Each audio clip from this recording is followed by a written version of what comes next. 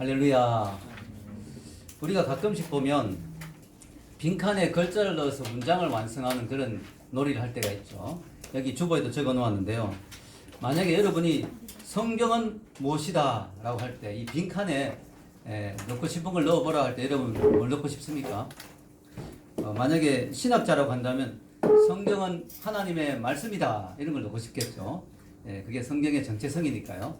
어떤 사람은 성경은 수면제다 이렇게 넣고 싶은 사람이 있을지도 모르겠습니다. 이 성경을 보면 잠이 온다 하는 사람도 가끔 있더라고요.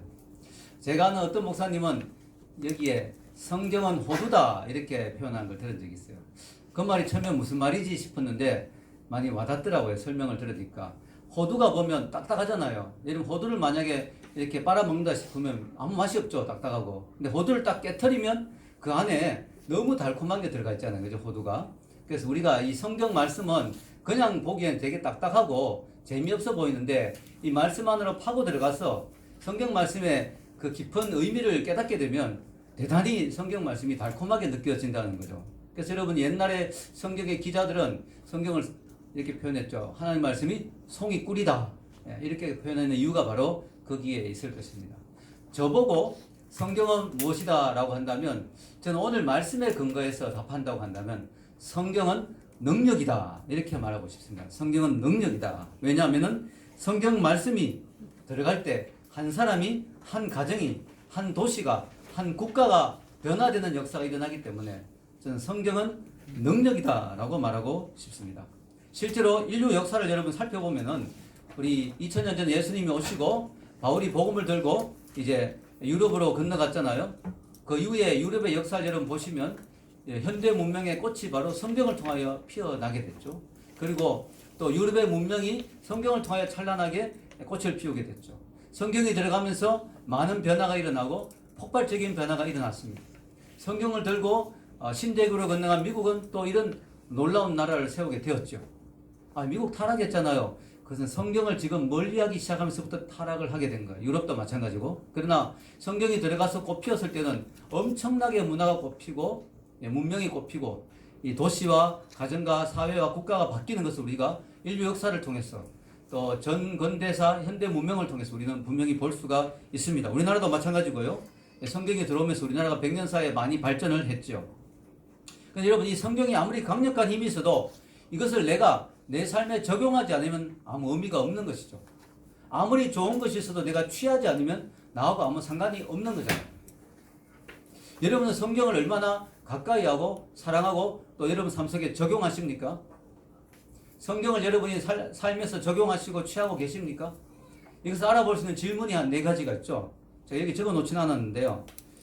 이 4가지 질문에 여러분이 전부 예스라고 대답한다면 여러분은 성경을 좀 가까이 하고 삶에 적용하는 분입니다. 그런데 4가지 하나도 답을 못하겠다. 나하고 상관이 없다라고 하면 여러분이 성경을 너무 멀리하고 있는 분이에요. 여러분 한번 자신을 돌아봐야 됩니다. 첫째는 이것이죠. 여러분은 지난 한 주간 성경을 읽은 시간이 얼마나 되십니까? 성경에 관해서 읽은 것이 아니고 기독교 묵상집을 읽은 것이 아니고 성경 자체를 읽은 시간이 얼마나 됩니까? 일주일 동안, 지난 일주일 동안. 또 2번째 질문은 만약에 누군가가 여러분에게 어떻게 하면 제가 구원을 받을 수 있습니까? 라고 물어본다면 다른 소책자나 다른 전도 이런 책자를 사용하지 않고 성경 자체를 펼치고 여러분이 저것을 펼치면서 우리가 죄인입니다. 그런데 하나님이 구원의 길을 주셨습니다. 그래서 우리가 예수님을 믿어야 됩니다. 성경을 보여주면서 성경 구절을 보여주면서 설명할 수 있습니까? 3번째는 만약에 여러분이 감옥에 들어갔다든가 먼 섬으로 귀향을 갔다든가 무인도에 표류되었을 때 영적인 감정적 위로를 얻기 위해서 성경 구절을 성경 없이 몇 구절 떠올릴 수가 있겠습니까? 마지막으로 만약에 누군가 여러분에게 영적인 조언을 구한다면 내 인생이 힘듭니다. 내가 원한이 생깁니다. 내가 분노가 생깁니다. 내가 지금 인생의 폭풍우 가운데 있습니다. 내가 지금 치유가 필요합니다라고 여러분에게 조언을 구할 때 성경 구절을 가지고 그들에게 답해 줄 수 있습니까? 자, 이 모든 것이 하나도 답이 안 된다 라고 생각한다면 여러분이 다시 한번 내가 신앙생활 제대로 하고 있는 게 맞는가 다시 한번 돌아볼 필요가 있죠. 우리가 이런 4가지 질문에 어느 정도 답할 수 있는 완벽하지는 못하지만 어느 정도는 할 수 있을 것 같습니다. 이렇게 할 수 있는 여러분이 돼야 되겠죠. 오늘 성경에 보면 사도 바울이 에베소 지역에 가서 복음을 전하는데요. 하나님의 말씀을 전했는데 놀라운 일이 일어나게 되죠. 원래 바울은 여러분도 알다시피 한 곳에 오래 머무는 사람이 아닙니다. 이분은 개척 선교의 사명을 가지고 있기 때문에 어떤 한 지역에 가서 열심히 복음을 전하고 사람들을 막 일으키고 또 제자들을 막 세우고 하면 바로 또 떠나가죠. 뭐 한 달도 안 돼가 떠나간 경우도 있어요. 바울이 왜냐하면은 전해야 될 것이 너무 많고 복음의 필요성이 있는 것이 너무 많기 때문에 또 뭐죠? 바울을 핍박하는 사람들이 또 많았기 때문에 한 곳에 오래 머물 수 있는 사람이 아닙니다. 근데 바울이 이례적으로 오늘 맞죠? 자, 이례적으로 바울이 에베소에서 2년 동안이나 머물면서 열심히 복음을 전했어요. 그러자 너무 놀라운 일들이 일어나게 됩니다.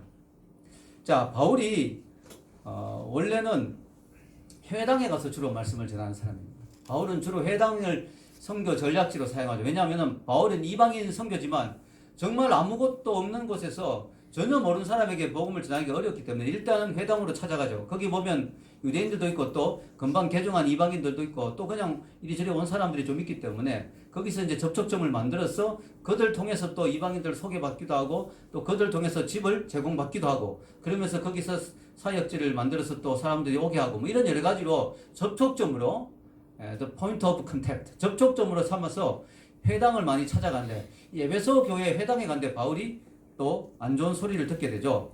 그래서 바울이 거기서 나와서 2년 동안 따로 사람들을 모아서 제자 훈련을 시키는 것을 볼 수 있습니다. 자, 8절에서 10절인데요. 위에 본문에 한번 읽어봅시다. 8절에서 10절 읽겠습니다. 바울이 회당에 들어가 석 달 동안 담대히 하나님 나라에 관하여 강론하여 건면하되 어떤 사람들은 마음이 굳어 순종하지 않고 무리 앞에서 이 도를 비방하거늘 바울이 그들을 떠나 제자들을 따로 세우고 두란노 성에서 날마다 강론하니라. 2해 동안 이같이 하니 아시아에 사는 자는 유대인이나 헬라인이나 다 주의 말씀을 듣더라. 아멘. 자, 바울이 나름대로 꽤 많이 시간을 투자했어요. 석 달 동안 열심히 강론했는데 사람들이 마음이 굳고 순종하지 않고 비방하고 사람들 앞에서 막 기독교에 대해서 욕을 하고 이런 것들을 많이 겪으면서 바울이 거기서 나와서 또 석 달 동안 조금 모인 사람들도 있었겠죠. 그들을 데리고 따로 2년 동안 집중적으로 제자 훈련을 합니다. 이 에베소가 상당히 큰 도시고 바울이 어떤 가능성을 본 것 같아요. 여기서 좀 제대로 사람을 세워놓고 가야 되겠다 하는 그런 마음이 있었던 것 같습니다. 마침 두란노 서원이 비어 있었죠. 거기는 완전히 비어 있는 게 아니고 다른 시간에 쓰는데 딱 비어 있는 시간이 있어요. 제일 덥고 사람들이 낮잠 자고 쉬어야 되는 그런 시간. 그때 바울이 그 시간을 빌려가지고 여기를 사용해서 2년 동안 말씀을 전합니다. 이 두란노 서원 여러분 많이 들어봤죠? 우리나라의 그 출판사 중에 유명한 게 두란노 서원이죠. 두란노가 사람 이름입니다. 사람 이름. 당시 철학자 이름이었다고 해요. 근데 이 사람이 예수님을 영접했는지 아닌지는 정확하게 알 수가 없어요. 어쨌든 두란노 이 사람이 자기 서원을 하면서 그 장소를 바울에게 빌려 주었습니다. 바울이 무료로 공급을 받았는지 아니면 돈을 페이했는지 그건 확실히 알 수가 없어요. 어쨌든 거기서 오전 11시부터 오후 4시까지 가르쳤다고 합니다. 한 5시간 되죠. 점심시간 빼면 4시간은 정도 되겠죠. 제일 더운 시간. 그 시간 다 쉬고 자는 시간인데 헌신한 거죠. 바울도 헌신하고 말씀을 듣는 사람들도 헌신하고 그래서 2년 동안 가르쳤습니다. 정말 많은 시간을 가르친 거죠. 그 정도면. 야, 그러니까 놀라운 일들이 일어나게 됩니다. 여러분, 우리가 바울의 오늘 이 모습을 보면서 뭘 배울 수 있느냐? 선택과 집중의 원리. 선택과 집중의 원리. 예. 여러분, 무슨 일을 하든지 우리는 선택을 해야 돼요. 거기에 집중을 해야 됩니다. 그래야 결과가 나오죠. 네. 여러분, 바울은 여러 사람에게 회당에서 복음을 전했는데 잘 열매가 별로 없었어요. 그러니까 바울이 그 중에 몇 명을 선택해서 그들에게 2년 동안 시간을 쏟아붓습니다. 집중하죠. 그러니까 놀라운 일들이 일어난 거죠.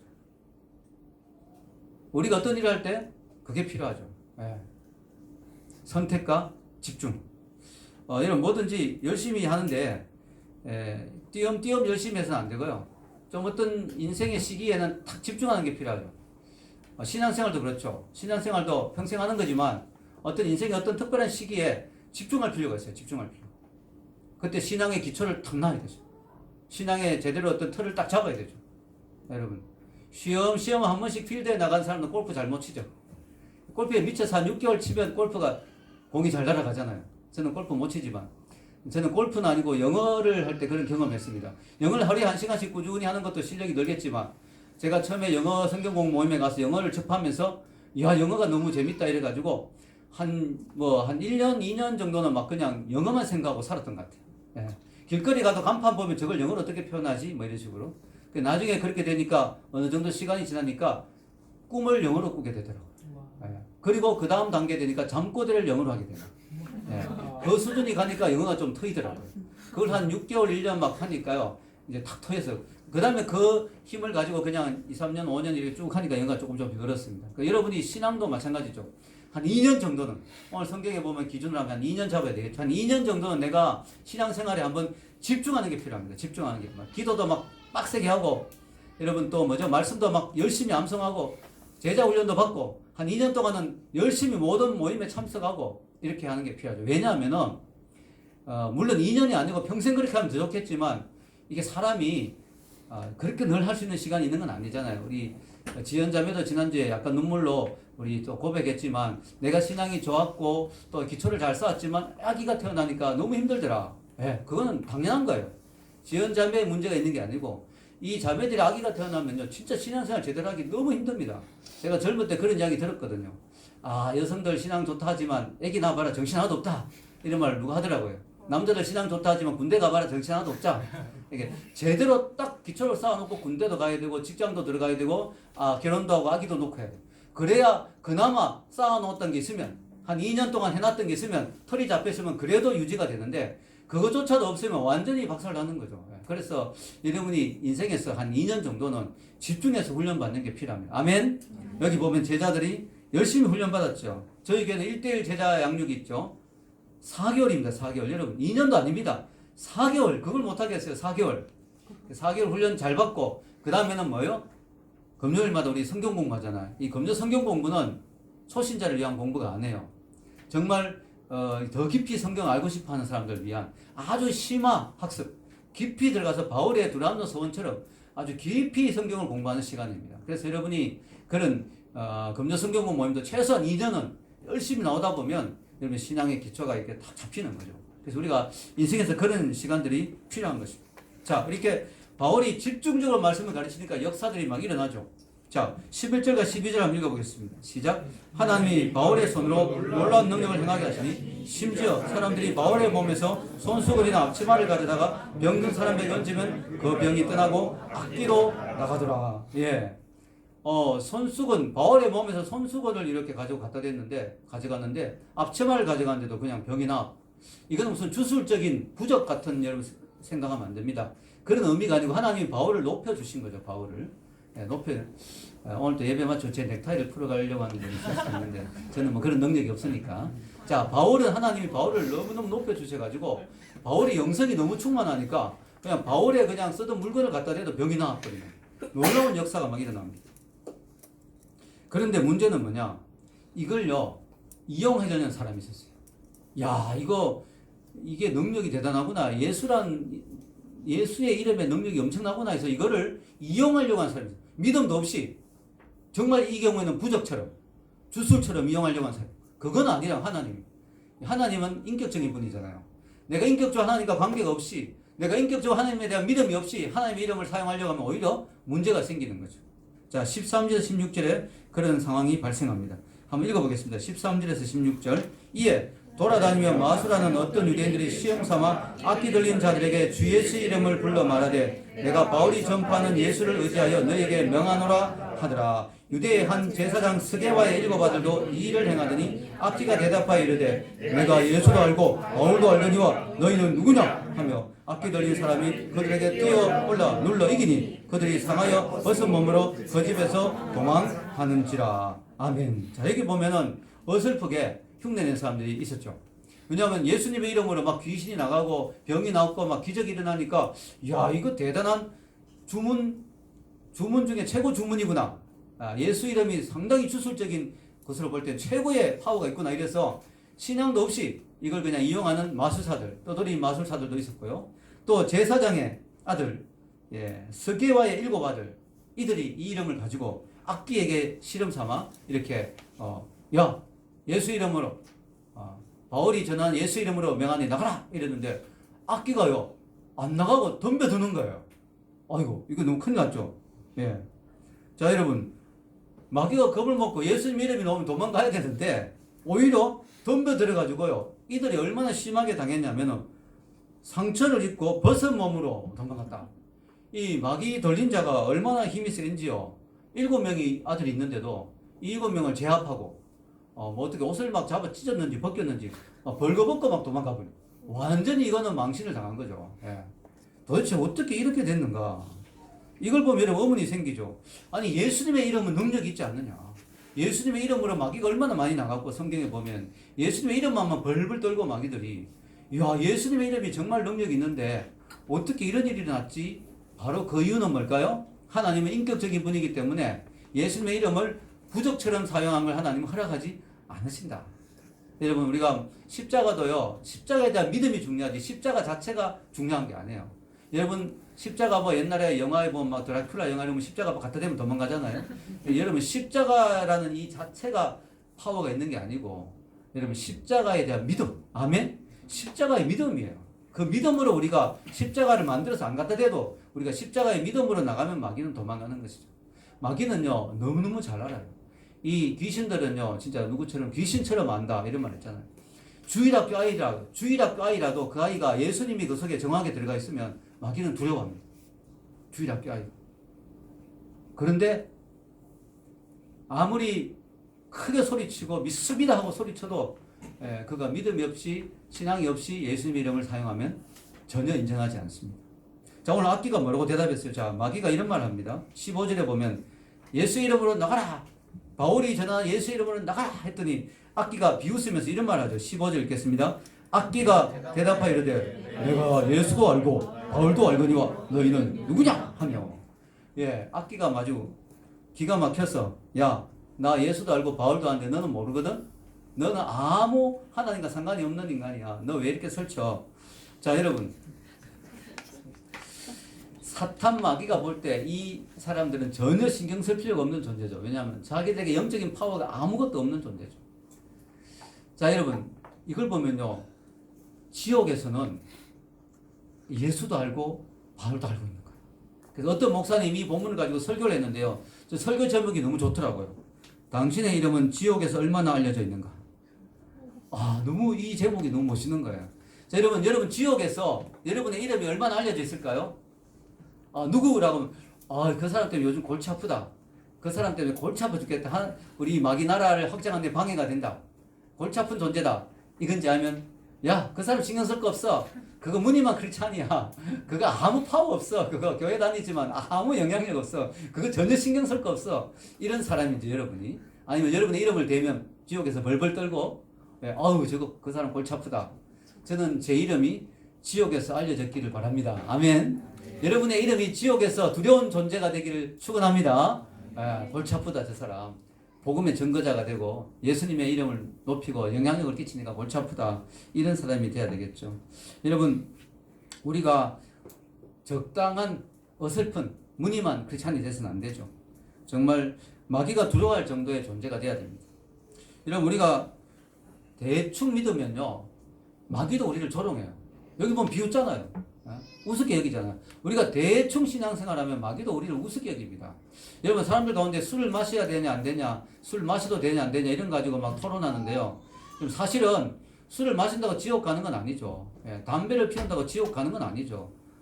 제가 전에도 이야기했지만 어떤 목사님에게 담배 피우면 지옥 갑니까? 라고 물으니까 그 목사님 대답이 아니요 천국 빨리 갑니다. 자 여러분 예수님을 믿으면 담배를 피울 때도 지옥 가는 건 아니죠. 그러나 우리가요 정말 영향력 있는 크리스찬이 되려면 100% 크리스찬, 마귀가 두려워할 수 있는 크리스찬이 돼야 될 줄로 믿습니다. 우리가 술을 마셔야 되냐 안 되냐 토론하는 것 자체가 뭔가 찝찝하니까 토론하는 거 아니에요? 성경은 뭐라고 합니까? 악은 어떤 모양이라도 버려라. 우리가 이게 좀 찝찝하다 싶은 거는 그냥 안 해야 됩니다. 웬만하면은 좀 찝찝하다 싶은 건 악은 어떤 모양이라도 버려라. 그래서 여러분 우리가 하나님 앞에서도 진실한 크리스찬이 돼야 되고요. 우리가 마귀에게 겁을 주고 마귀의 세력에게 우리가 타격을 가하려고 해도 우리가 온전한 크리스찬이 돼야 될 줄로 믿습니다. 여기 보면요 예수님의 말씀을 전하고 바울이 열심히 복음을 전하니까 2년 동안 열심히 전하니까요 제가 성경은 능력이라고 그랬죠.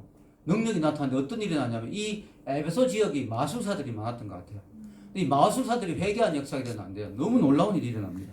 사도행전 10, 오늘 18절에서 20절 한번 읽어보겠습니다. 시작. 믿은 사람들이 많이 와서 자복하여 행한 일을 알리며 또 마술을 행하던 많은 사람이 모아가지고 와서 모든 사람 앞에서 불사르니 그 책 값을 계산한 적 5만이나 되더라.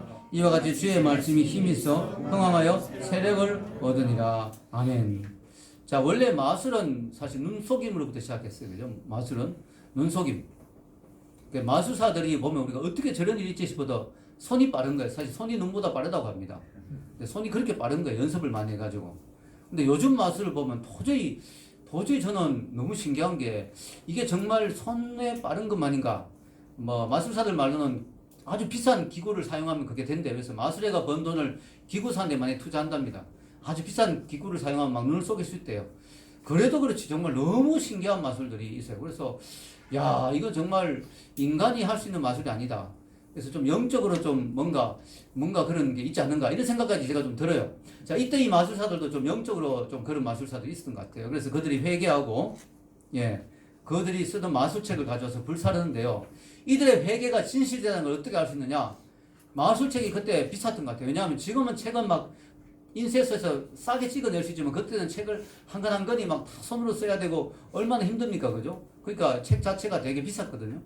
여러분 아시죠? 그때 성경 한 권을 사려면은 큰 성 하나를 사는 돈이 필요했다.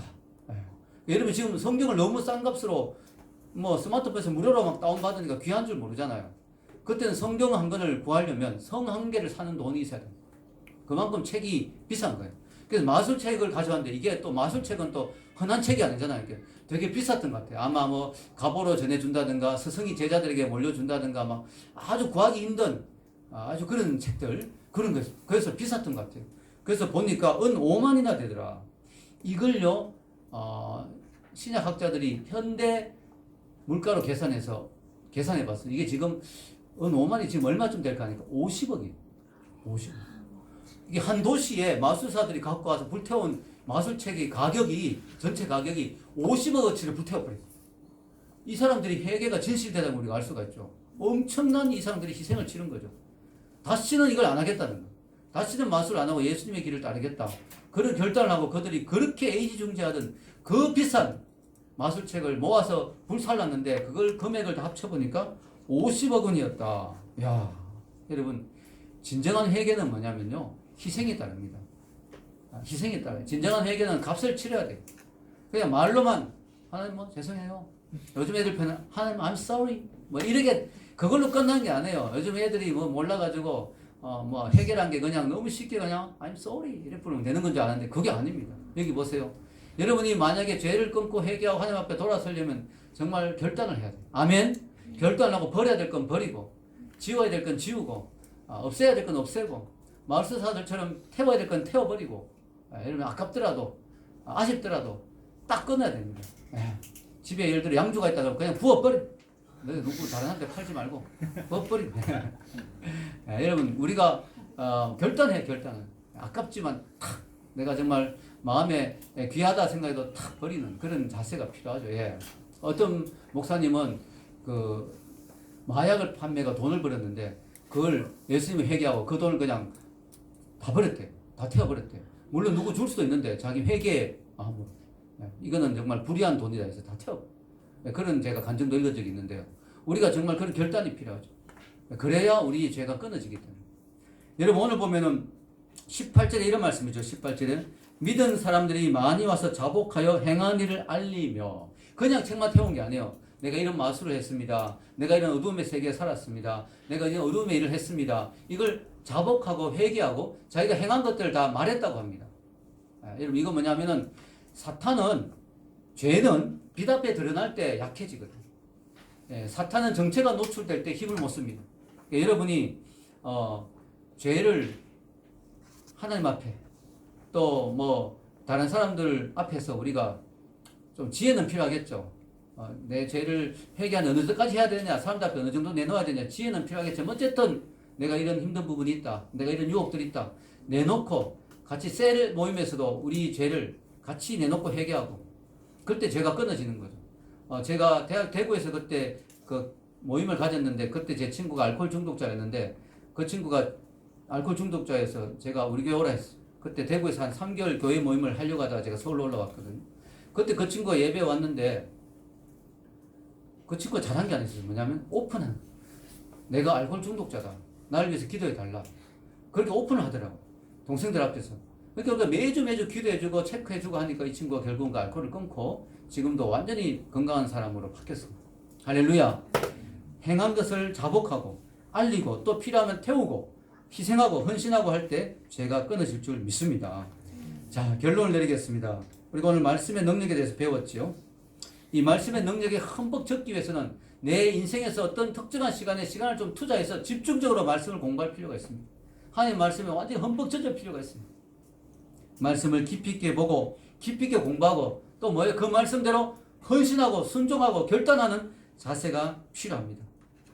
하나님 말씀이 가르치는 대로, 말씀이 나에게 보여주는 대로 결단하는 그런 자세가 필요하죠. 마크 트웨인 아시죠? 마크 트웨인 유명한 소설가. 이 사람이 되게 위트와 유머가 뛰어난 사람이에요. 이 사람이 이런 말을 했어요. 대부분의 사람들은 성경 말씀이 이해가 잘 안 되어서 힘들어한다. 그러나 나는 이해가 되는 성경 말씀들 때문에 힘들다. 아, 대단한 이야기죠. 다시 한번 이야기해 볼게요. 대부분의 사람들은 성경 말씀이 이해가 잘 안 되어서 힘들어한다. 그러나 나는 이해가 되는 말씀 때문에 힘들다. 왜냐하면 이해가 안 되는 거는 그냥 이해가 안 된다 생각 넘어가면 되는데, 이해가 되는 건데 되는 건 순종해야 되잖아요. 이게 순종하기가 힘들다는 거예요. 예, 그러니까 마크 트웨인이 참 전곡을 찌른 말을 했죠. 예, 우리가 사실 붙들고 고민해야 되는 건 이해가 안 되는 말씀이 아니고 이해가 되는 말씀이에요. 이해가 안 되는 말씀은 뭐 연구는 해야 되지만 어느 정도까지 연구하고 뭐 목사님에게 물어볼 수도 있고 주석을 찾아볼 수도 있고, 그런데 이해가 되는 말씀을 붙들고 실험해야 돼요. 내가 왜 이 말씀대로 못 살까? 내가 이웃을 사랑하는데 왜 못 사랑할까? 내가 용서를 하는데 왜 용서 못 할까? 내가 분노하지 말는데 왜 분노할까? 내가 정말 인내하는데 왜 인내하지 못할까? 내가 정말 죄를 끊으려는데 왜 죄를 못 끊고 있을까? 내가 이해가 되는 말씀을 붙들고 기도해야 돼요. 그리고 몸부림쳐야 돼요. 그때 내 삶의 변화가 일어나는 거예요. 아멘. 그걸 붙들고 몸부림치는 것이 필요합니다. 저희 교회도 다른 것보다는 말씀의 강조를 많이 합니다. 네. 저희 교회가 부족하지만 그래도 건강한 교회라고 생각해요. 여러분들 보면 말씀 안에 가려고 노력하고, 저희 교회도 뭐 다른 프로그램 많이 없잖아요. 네, 주일날 말씀 자체를 전하고 또 금요일도 말씀을 깊이 전하고 제자 훈련하고 또 큐티 매일 하고 말씀 중심으로 교회를 운영하려고 많이 노력하고 있습니다. 왜냐하면 그게 가장 건강하기 때문이죠. 여러분, 금요일 저녁에 많이들 오시는데 더 많이 오십시오. 불타는 금요일. 예, 딱히 할 것도 없으면서 뭐 이런 어떤 사람이 하상욱 시인이 그렇게 썼어요. 하상욱 시인이. 그분이 왜냐하면 약간 핀잔을 주는 약간 전곡을 찌는 말 많이 하거든요. 뭐 처음에 결심할 때는 전부 뜨거워 밑에 헬스클럽 뭐 이런 거. 근데 이분이 이제 불타는 금요일. 근데 여러분 사실 딱히 할 일이 없어 온 건 아니고 여러분이 말씀을 사모해서 오는 것이죠. 저는 처음에 금요일에 말씀을 깊이 공부할 때 걱정했어요. 야, 청년들이 요즘 얼마나 재밌는 게 많은데 금요일날 여기 딱딱한 말씀 공부하러 오겠는가. 근데 우리 청년들이 와서 말씀을 공부해보고 그 재미를 느끼고 나니까, 와, 하나님 말씀이 이렇게 재밌구나. 이거는 정말 다른 것보다 아무것도 아니다. 다른 건 여기 비하면 아무것도 아니다. 그래서 청년들이 헌신해서 오는 모습을 보면 너무 귀합니다. 여러분 더 많이 헌신하시고, 내가 한 2년 동안은 정말 금요 말씀에 열심히 한번 들어보겠다 이런 식으로 여러분 좀 헌신하시고, 또 도저히 야근 때문에 못 온다면 여러분이 파일을 들으시고 어쨌든 말씀을 계속 듣고 여러분이 훈련받아야 됩니다. 그래야 우리 인생의 변화가 일어나죠. 자, 여러분 오늘 두란노 성을 통해서 이렇게 바울이 열심히 말씀을 전했어요. 여러분 알다시피 바울은요 한 곳에 오래 있는 사람이 아니에요. 근데 오늘 이 두란노 서원에서는 2년 동안 말씀을 전했어요. 그러니까 어떤 일이 났습니까? 그 결과가 20절에 나오죠. 20절 끝에 시작. 이와 같이 주의 말씀이 힘이 있어 흥황하여 세력을 얻으니라. 말씀이 막 불이 붙는 거예요. 말씀이 막 퍼져나가는 거예요. 말씀이 막 세력을 얻어요. 그래서 오늘 여기 보면 아까 10절에도 두 해 동안 이같이 하니 아시아에 사는 자는 유대인이나 헬라인이나 다 주의 말씀을 듣더라. 성경에 보면 뭐 다 듣는다고 진짜 100% 들었단 말 아니고 좀 성경은 좀 강조하는 거죠. 그만큼 말씀이 막 헬라 지역이나 유대 지역에 막 다 퍼져나갔다. 너무나 말씀의 파워가 막 일어났다. 여러분 그 요한계시록에 보면 소아시아 7교회가 나옵니다. 에베소 교회, 라오디게아 교회, 서머나 교회 쭉 나오죠. 근데 에베소 교회가 바로 여기 에베소 지역이에요. 바울이 지금 에베소에서 말씀을 가르쳤죠. 이 에베소를 제외한 나머지 6교회들은 보통 바울이 직접 가서 교회를 개척하는데 이 나머지 6교회들은 대부분 두란노 손에서 말씀을 들은 제자들이 뜨거워져서 나가서 개척한 거예요. 그래서 여러분이 그 요한계시록 지도를 보면요, 에베소 교회를 중심으로 부채꼴처럼 쫙 6교회가 펼쳐져 있어요. 그래서 뭐냐면 에베소 교회에서 말씀을 듣고 흩어져 나가서 제자들이 쫙 전한 거죠. 그래서 아시아 7교회가 탄생하게 됩니다. 이 말씀의 능력이죠. 말씀의 능력. 말씀을 제대로 가르치니까 그런 놀라운 결과들이 나오게 된 것이죠. 저는 저희 교회도 다른 무엇보다 말씀이 중심이 되는 교회, 말씀으로 제대로 세워지는 교회가 되기를 소원합니다. 여러분, 바울이 2년 동안 시간 낭비였다고 생각할 수도 있어요. 빨리 가서 교회를 개척해야지 뭐 하고 있느냐. 빨리 전도해야지. 근데 바울이 2년 동안 이 전략이 결코 나쁜 전략이 아니었어. 그 바울의 전략으로 열심히 사람들 제자로 제대로 세우니까 그들 통해서 교회들이 많이 일어났습니다. 여러분, 시간이 걸리더라도 한 사람을 확실하게 하나님의 제자로 세우는 것이 느리게 가지만 빨리 가는 방법이라고 저는 믿습니다. 저희 교회도 빨리 폭발적인 부흥을 해야 되겠다, 빨리 몇천 명이 되겠다, 이거보다는 여러분 한 사람 한 사람이 정말 제대로 예수님의 제자로 정말 세워지는 것이 정말 중요하다고 생각해요. 여러분 한 사람 한 사람의 말씀으로 제대로 세워질 때 여러분을 통해서 놀라운 일이 일어날 줄로 믿습니다. 우리 교회는 그 일을 하는 두란노 서원과 같은 교회가 되어야 될 줄로 믿습니다. 그런 은혜가 있기를 주의 이름으로 축원합니다. 기도하겠습니다.